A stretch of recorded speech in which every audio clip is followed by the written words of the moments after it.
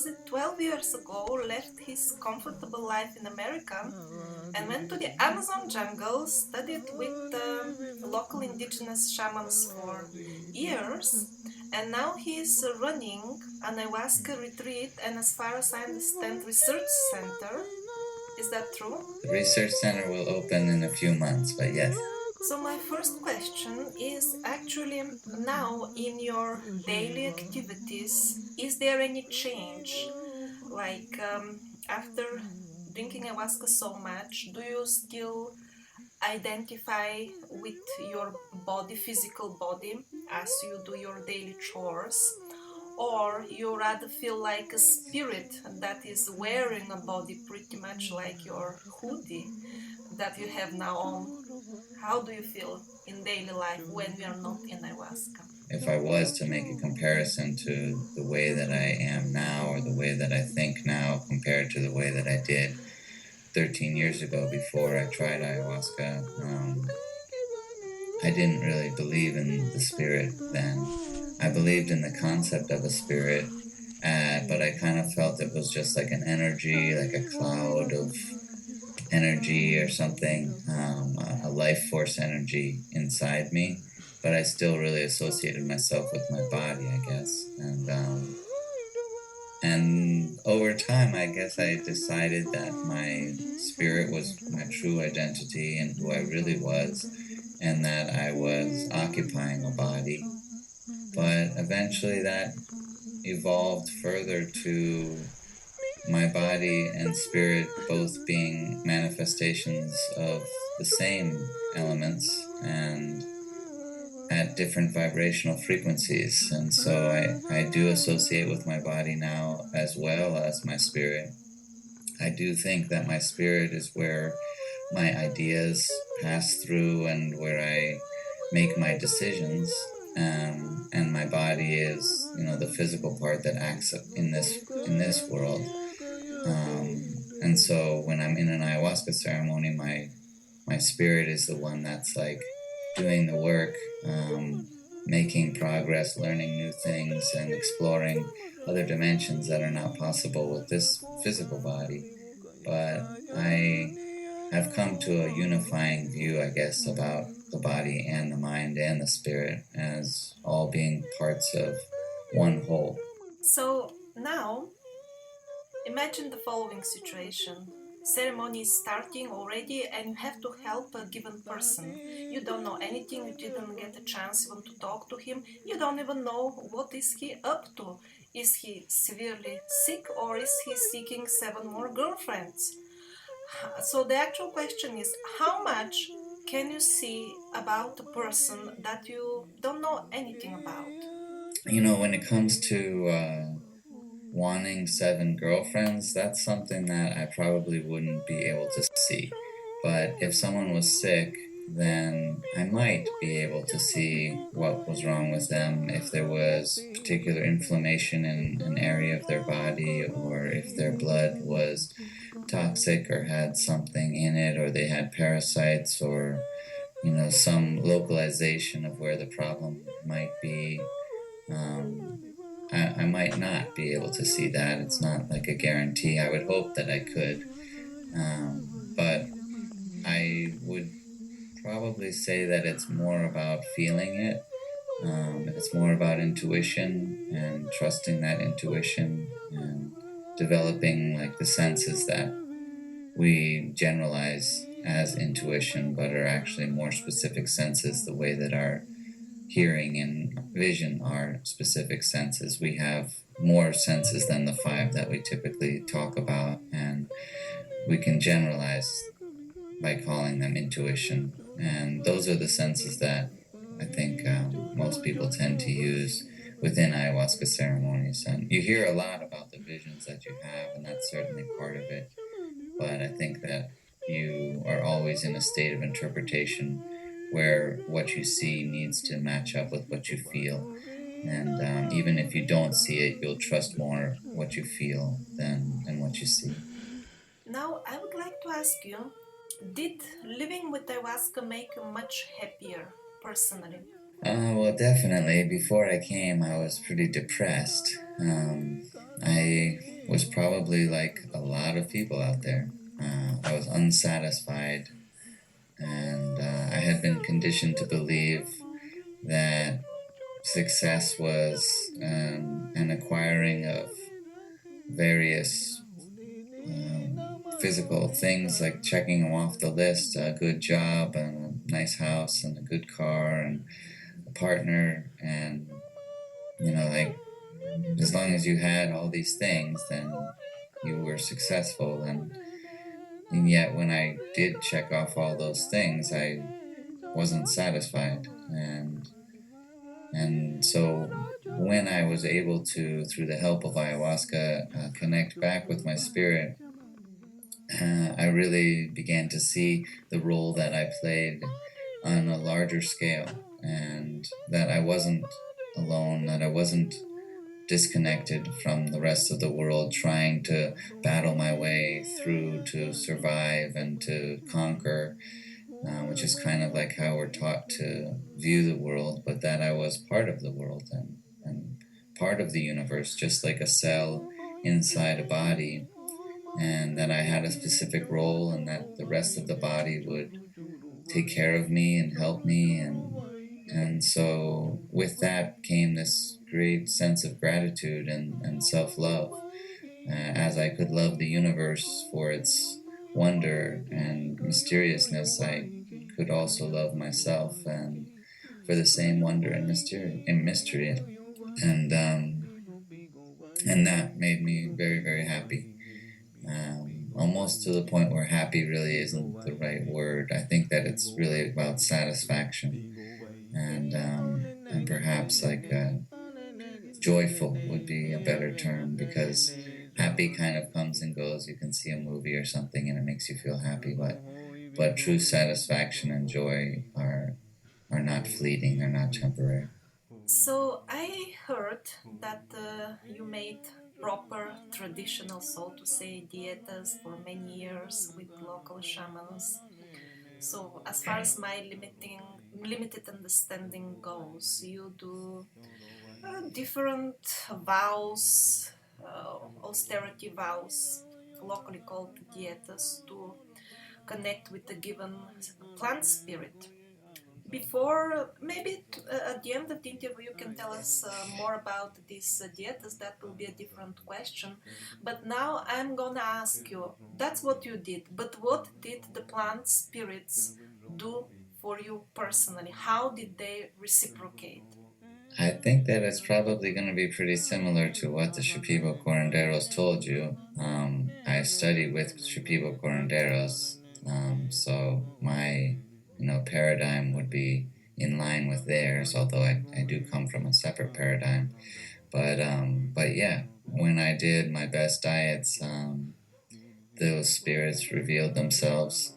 Um, they came, sat with me with my eyes open, looking at them, showed me how to prepare remedies, how to better connect with them, allowed me to have deep conversations with them to find out answers, and basically form friendships that would last as long as I cultivated them. Just like friendships that you have with with the people from your community or people that you meet along the way. As long as you cultivate them, then you maintain those friendships, and the benefits are often very similar. However, in this case, friendships with spirits tend to be a little bit more beneficial, because they have been around a lot longer than most people. And the new question comes right into my mind now. How many of the participants of your shamanic training courses can reach the same level within the time frame that you have given, like 6 weeks, which is much shorter than the generous time frame of 4 or 5 years that you had yourself? I don't know, maybe it was much longer. How long did you study? How many years? Well, I'm still studying, but the last 3 years of my life have been pretty much taking a step back from that. because of the responsibilities of my company, but really because I have a daughter now. She's 2 years old, and so I've been trying to spend as much time as I can with her, but also running the company, which I didn't really think I was going to do when I first came down. Both of those have kind of taken me away from studying, but I guess you could say for at least 10 years that I've been studying. Interestingly enough, the whole purpose of the course was after my first 2 years, I I was able to put together like everything that I had learned in those 2 years and could present it to someone. And I thought that they would be able to learn all that I had learned in a much shorter amount of time if I was able to organize it in a more constructive manner, the way that I was used to learning myself. And the indigenous cultures don't have like school systems the way that we do, and they don't have access to technological devices. They didn't have written language, so if they were to try to learn something, there was no way for them to write it down because they had no written language, and there was no way for them to record anything because they didn't have that technology. And so, in order to learn in that way, it took a lot longer. And so I put together that course, the one that we still offer, although it's developed to such a degree now that in terms of the 10-week course, honestly, some people finish the 10-week course and know more than I do. And so it's not really about the quantity, it's really about the quality. And in terms of your dietas, like if you do a fantastic dieta and if you have already been called to the path, if it's really what you're meant to do, then it's not so much about how long you are specifically studying. It's really about what's happened in your entire life to lead you to that point. And sometimes someone can take guitar lessons for 20 years, and at the end of 20 years they're just not that special of a guitar player. They can play, but maybe not that fantastically. And then some teenage kid plays guitar for 1 year, but it's definitely what he's supposed to do, and it's his passion. And by the end of that 1 year, he is a phenomenal guitar player. And, it's a lot to do with what happens in your life and not so much the specifics of what you study. And my life has taken a different turn at this point, so I haven't been able to like maintain my studies and continue with the developments that have happened within our tradition that we teach. And so someone that takes a course now will be able to learn what was added and learned by our teachers the last 3 years, dieting more powerful plants that I haven't dieted, and learning more powerful icaros that I haven't learned. And I do hope to get back to learning them, but for the last few years I've been dedicating my life much more to my own family and to running the business. And that has been difficult for me, for sure. I have struggled with that, especially when I see a student spend a small amount of time with us relative to how much I've spent, and come away knowing so much. But that's the whole idea behind the courses, to have more and more people learn more and more, so that ayahuasca traditions can spread around the world. So I try my best to only be happy for all the students and not get jealous or envious that it's not me learning as much as them. But really, more than anything, I'm super proud of my staff. My first assistant, who's been with us for over 5 years, he was able to learn and train with me. And then my next assistant trained with him, and my next assistant trained with the third assistant, and as it's moved on, it seems like each assistant has learned more and more from each other. And so all of them have far surpassed me. I feel. Um, and that's really the whole idea behind science and behind this tradition, is that each person that comes along is supposed to surpass the one before them, and that's how things get better. Wow, we are talking about more powerful plants and more powerful Icarus. This is super interesting. So, did they find like new plants in the jungle, or what does it mean, new plants, and what does it mean, more powerful Icarus? I cannot even continue with my questions because with each answer, three more pop up, three more questions. Well, this is like a science. So, yes, more plants have been discovered through the relationships with the plants that we have already, and more Icaros have been learned through those new plants. And, this is what's been happening for thousands and thousands of years, and that's what the tradition of curanderismo is about. It's a science that continuously evolves, continuously improving its models and developing better and better ways to treat illnesses and heal people. I do think that there's been this really rapid acceleration thanks to having the courses. Our teachers have gotten much more into the mindset of teaching than perhaps your average curandero, who is more just learning how to treat people.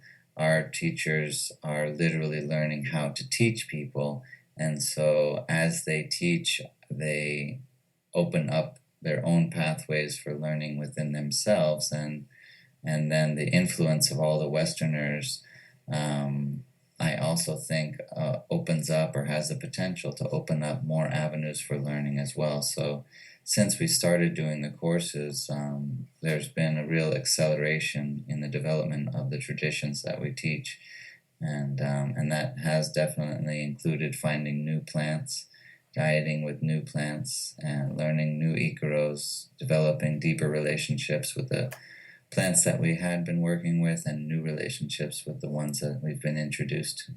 Thank you. You're a profound speaker, not only a good shaman. This is a rare combination. Okay, now will you excuse me if I bother you again with history questions? Because mainly for my viewers, as I said, that's what they will be most eager to hear about. I'm a bit different.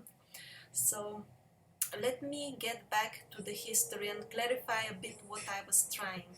So I was trying to get the shamans, these curanderos, to talk to the spirits and, for example, ask them about the particular historic events, to say how it was in reality. And it was like a failure. The full thing didn't work well. So maybe now I made it more clear what actually I was trying to do. Very practical, yeah, recover historic events from our reality, because in visions we see other realities. Those are true in their own reality. I'm not saying they're false. So, do you think what I was trying is possible to achieve? Can ayahuasca be used in such a way? But I don't see, at least with the curanderos, I don't see that they would have that desire to know, like have that passion to know. I don't know why that would be really important to them, but it is important to you. And so, because it's important to you, like, I think you would have the best chance at figuring those things out yourself rather than look to someone else to tell you. One last question about the history. Have you by chance, had any visions yourself about the history of our planet, especially the ancient one, or about the future of it? And I'm talking history and future in our dimension, because in other dimensions we can see other pasts and other futures. They're all real in that dimension. I don't say they're imaginary, but I'm referring to the ones that happened in this dimension. Have you by chance seen anything of that sort? Um, I mean, I guess I have seen bits and pieces that may apply to me, um, but in terms of the past, like I do believe that the human race on this planet was created by beings from other parts of the galaxy, and that we were guided along towards a goal of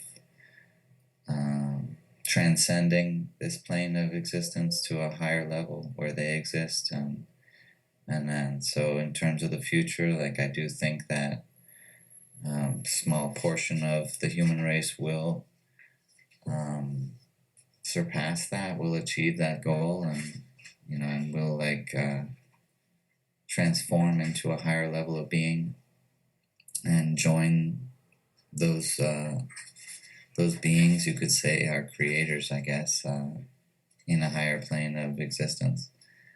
But but to be honest with you, I tend more to focus on what's going on in my life, and what's going on with the people and my family and community, than to try to spend too much time like looking about the earth and the history of the planet and things like that. So one day, when you die, will you be like traveling on familiar paths that you have been flying over many times during your ceremonies, or will it be a surprise for you where you go? Um, I imagine that it's going to have to be a surprise because I have an idea, but I'm still here. So I imagine that there'll be some aspects of it that I wasn't expecting. And I hope that there will be some surprises, to be honest, because I can't imagine that what I have seen is everything. Um, but I don't, I'm not sure if I would like put it in that same idea about the where, like the place.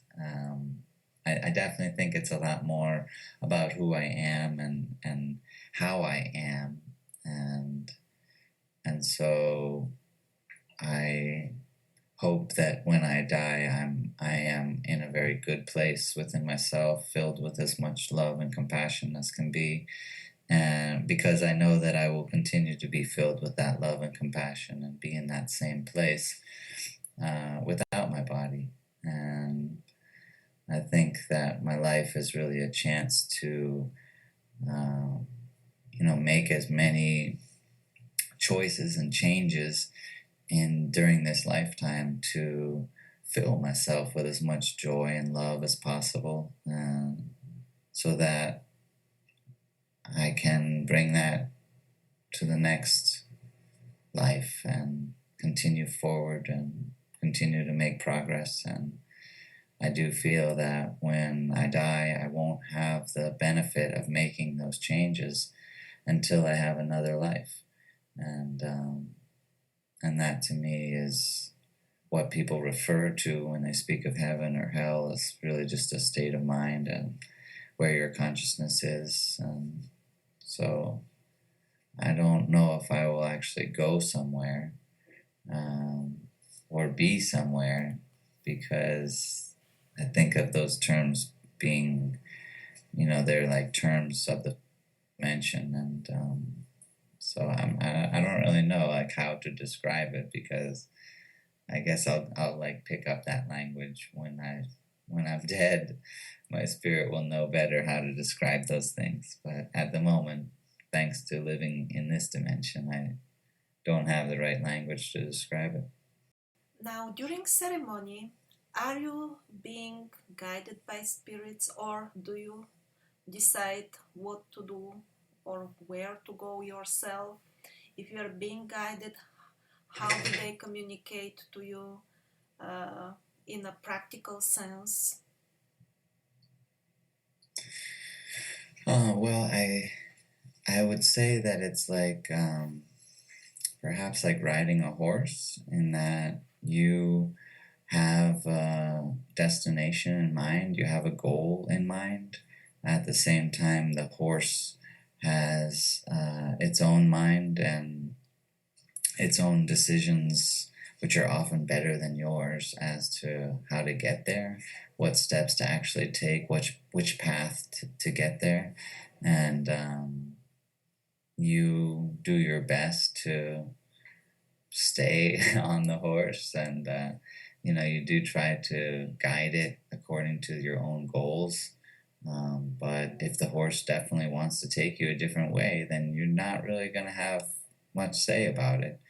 And so it's not really so much as one guiding the other or the other guiding you, or it's definitely like a mutual process. And but I do think that you have each individual like brings their own goals in mind, and so you do like have your own intentions and your own desires as to what you'd like to achieve, and then you work with the spirits and the spirits work with you, and sometimes they guide you to something totally different, but usually it's a combination of the two working together. I was very surprised by the extent to which the shamans in Pucallpa were using petrol. They were even prescribing it to their patients to drink a little bit, and apparently people were getting even cured. I don't know how, but it was really helpful. So, how much have you worked with Petrol? What kind of spirit is this? Why it's so powerful, at least according to them and to my own experience? I don't have a lot of experience with petrol. I have done some baths with it. I know I've been given to drink on very rare occasions, but to be honest, I don't think I've ever met the spirit of it, or I don't have a relationship with it. It is something that's used, um, but I don't have like a tremendous amount of experience with it. Okay, so astral stuff is coming out of people on ayahuasca, that's well known. But what about physical things? Have you had some interesting stories of, for example, physical objects or animals or anything else coming out of people's bodies? I mean, there are stories. I don't think I've ever actually witnessed um, a physical, like, animal or physical creature or anything coming out. I have had my own experiences with them, but I wouldn't say they were physical, even if I do think they related to physical aspects. I But I have heard stories of, snakes coming out and then having them cut up the snakes, but then that the snakes disappear. Um, I don't know if I would believe that there are like physical entities coming out of people. I could see that they are spiritual entities that seem so real that could be acted upon in a physical dimension. I have had spirits touch me and move my body around and stuff. So at those times, there is a very gray area between the two dimensions, if you want to even distinguish that they're two dimensions. If a spirit is touching me and moving my body, then is it physical? So I can see that there could be situations where there would be something that kind of fell into that gray area, where I'm not really sure if there is such a exact distinction between spiritual and physical. If I can touch a spirit and feel the contours of a spirit, then that would imply that it is physical, but yet it's not. And so I'm not so sure about that, but I don't think that I've ever seen any, or at least I've not chosen to interpret it as a physical entity being removed. You heal people, and definitely ayahuasca ceremonies can be dramatic. People go out of control. This is like well known. But what about this shaman losing control? Did that ever happen to you while you were conducting ceremony, to just get carried away, be unable to be for the people, to attend them?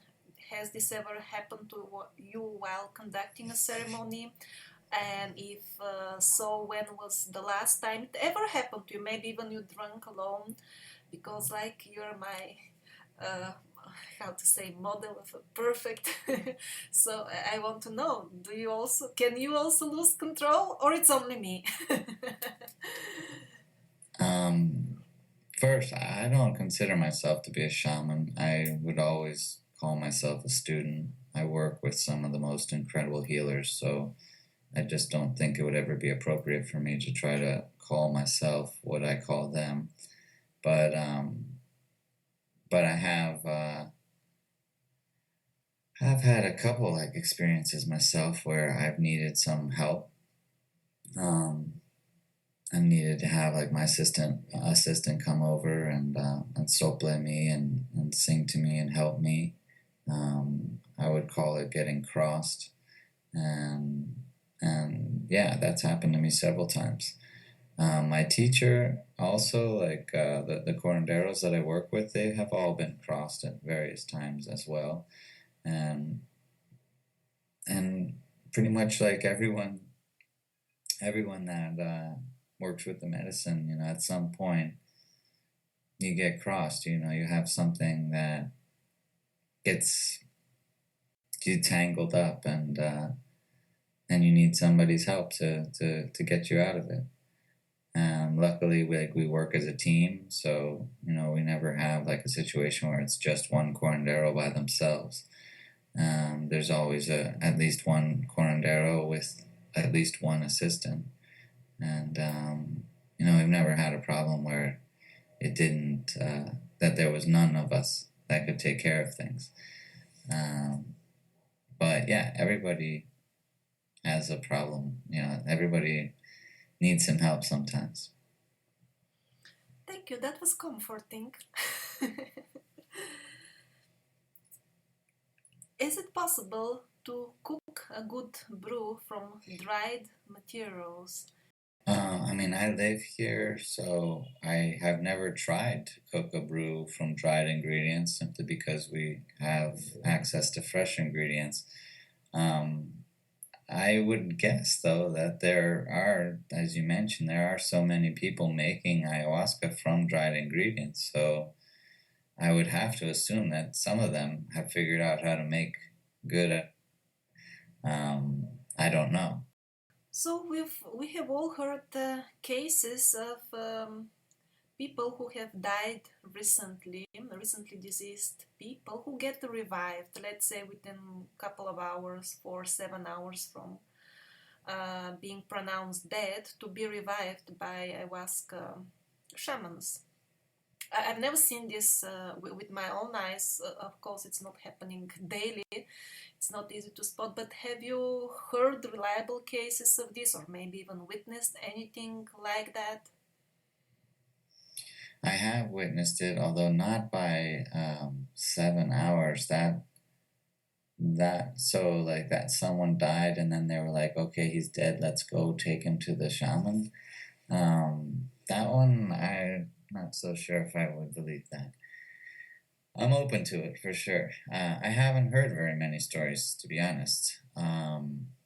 I have witnessed one story, or one, I have witnessed one incident where there was a boy brought to our house when I was living with my first teacher, and he was very, very, very sick. And we actually said, no, you should take him to the hospital. But she just insisted. We had a ceremony that night, and during the ceremony, he died. And this little 10-year-old boy, and Julio Cesar was his name,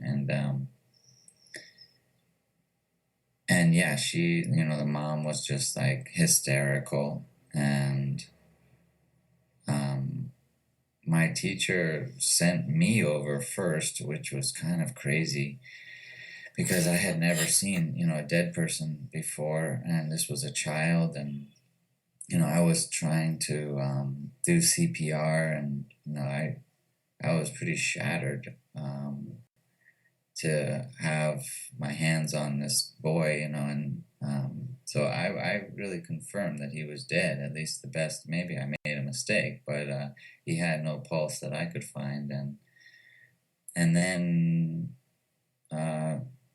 calmly the shaman, my first teacher, Don Juan, asked her, the mother, to bring him up, and then he sang two ikaros. At the end of the first ikaro, the boy made this weird noise, as if like a bird or something. And then by the end of the second ikaro, he was fine again and alive. And that was really amazing to me to witness and to see. And man, was I relieved. I had been like crying and tears of sadness, which then just kind of transformed into this shock and awe that somehow he was not dead, and then tears of joy for him to survive. But the time period, I think, would be comparable to like if you did have an EMT or some ambulance specialist or something come and revive someone that way. Like the time period was minutes compared to someone who had been dead for 7 hours. I'm not sure. I haven't heard those stories, but I would be a little bit more skeptical of something like that. But I'm open to that as well. But that would be the only story that I'm familiar with. So I've heard some complaints from a good number of people when I was in Peru. They drink ayahuasca and then something happens, across or whatever you call it, and they no longer have visions. And they go here and there, and some of them have a persistent difficulty. They can't restore it. They just can't start having those bright, beautiful visions again. They're just blocked for long periods of time. Some of them can't even cure ever from this problem.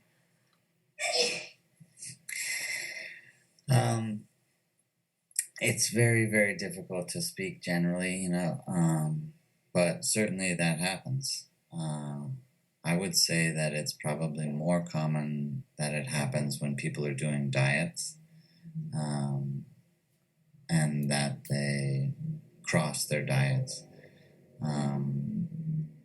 But I can't really speak to all of them, but certainly it does happen. And I would say that it's usually, something that went wrong between the dynamics of the relationship, between the person and the plant spirits.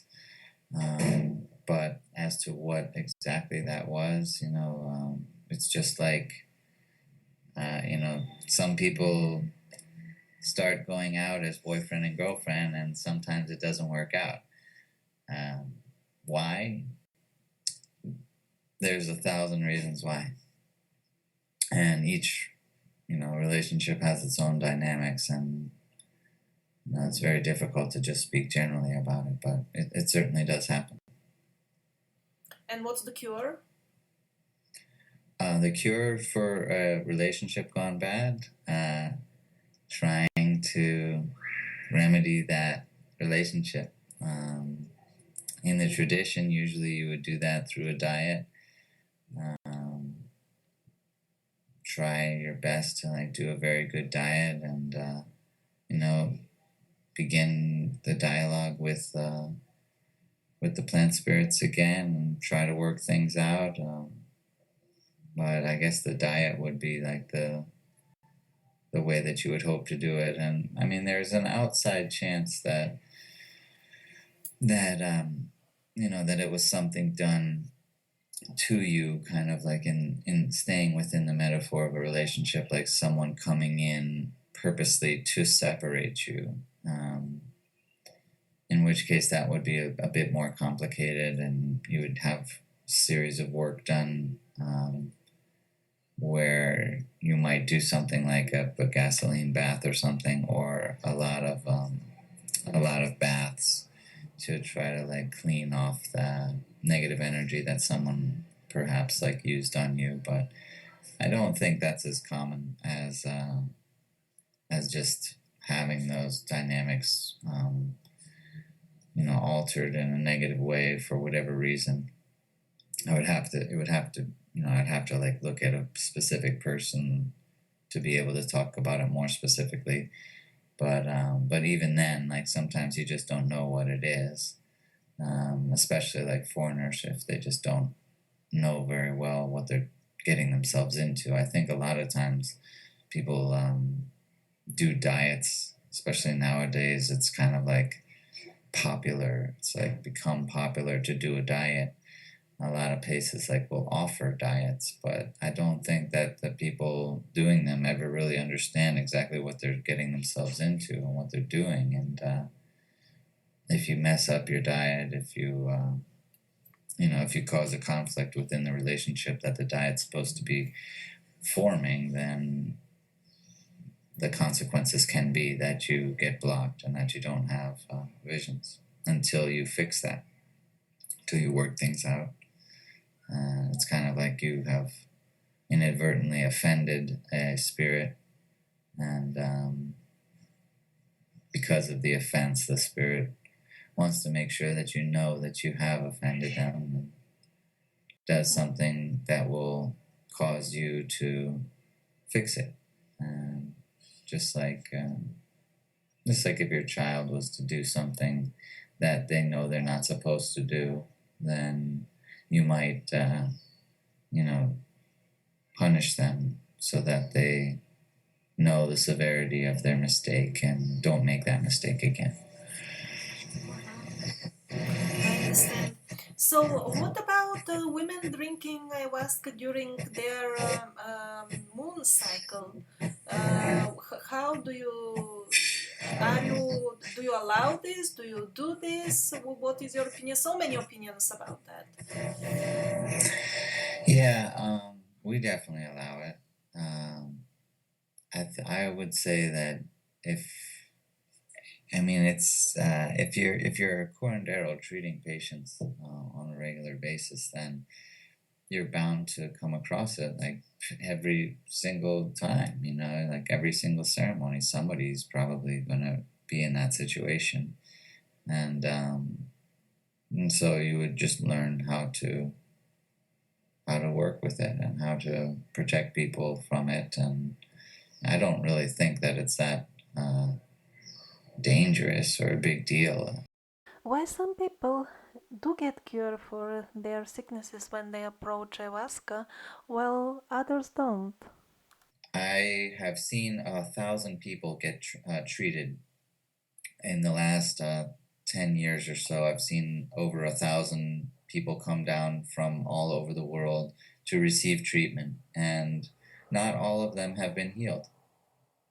It's been really interesting for me to be able to see what I feel is a pretty large number of people, and also to get to know them and to see them how they were through the treatment process. And I definitely have put together um, observations that I feel are really important, and that's what led me to wanting to do a research center and put together research projects, because it's undeniable for me that there are certain aspects of a person's attitude and feelings and emotions and beliefs and faith and their consciousness elements that dictate to a tremendous degree or heavily influence the outcome of the treatment process. And when a person is already sure when the moment they arrive, they already know that they're going to be healed. Like they've been waiting for this moment for a long time, and they're so thankful for the opportunity to be able to receive treatment from an authentic indigenous curandero, and they're just filled with gratitude, and they just have so much faith. Then of course they are healed. When someone comes down who is really skeptical and is not really sure, they've tried a bunch of things, they heard that this might work, um, else they don't really have faith, then that is much more challenging. And in fact, most of the job of the treatment is just to instill that faith. It's just to instill that knowing and that belief that they will in fact be healed. And if they don't ever instill that, if they never get to that point, then they're not healed. And so ayahuasca is a wonderful tool because it allows these opportunities to have experiences that can make a really big change in how you view the world, what your beliefs are, where your faith lies, and where your attitudes are, and that's why it's such a powerful tool. But it's no guarantee that that's going to happen, and it's no guarantee that a person will be healed from their treatment. Part of the issue, I think, is that we tend to look at treatment in general as like the medicine does this, and that's just how it is. But in this tradition, the person plays the most important role in the process, and the medicine is not a chemical. The medicine is a conscious being. And so you could relate that to talking about a person. A person doesn't just do something to everyone that they meet. There are dynamics within those relationships, and you might have an incredible relationship with someone, and what they do for you is amazing and tremendous, and they fill you with love and joy and gratitude and teach you so much about yourself, and it's amazing, and you love them. Someone else might feel totally the opposite, that the person is just a terrible human being and does nothing but deceive people and hurt people, and you hate them. And it's the same exact person. Your attitudes toward them and your feelings and beliefs and all those consciousness elements have greatly and drastically altered the way that medicine works. In this case, I'm talking about a person, but I'm really relating that to the spirits of the plants. And so someone that makes no effort to get to know the spirits of the plants and makes no connections and has no positive dynamics in their relationship with those plants has a much harder time receiving the benefit that they hoped to receive, as someone who did make a very strong connection and does have that faith and that desire and all the right attitudes in that relationship dynamics. And so in the end, sometimes ayahuasca just isn't the right choice for someone. And sometimes it's going to be, because just like if you meet a person, that might not be the person you're going to be friends with. You might not really see eye to eye with them or get along with them. Some other people you might meet, and that's the person you want to spend the rest of your life with. And so, I don't know if you can blame the curandero if they don't heal someone. I do think that as individuals and adults, then we have to take responsibility for our own lives as well. And curanderos can offer the opportunity to be healed and create the environment for healing, but each of us has to be willing to take the steps necessary to achieve our own goals. And to me, that's an incredibly powerful part of the healing tradition of the Amazon, is that you get to play that role. You're not powerless, the way that Western medicine takes away your power and transforms the healing experience into a chemical reaction rather than the dynamics of relationships in your life. And you actually have the power to make positive changes in your life and to achieve the healing that you desire. So I really enjoy that. But of course, it does take that movement, that willingness, that desire, that faith to step forward and sometimes go to dark places and to, struggle. And but that to me is what life is really about. It's about finding the strength that you have within to overcome your obstacles and having the faith to know that no matter what you're faced with, you will always be able to overcome it.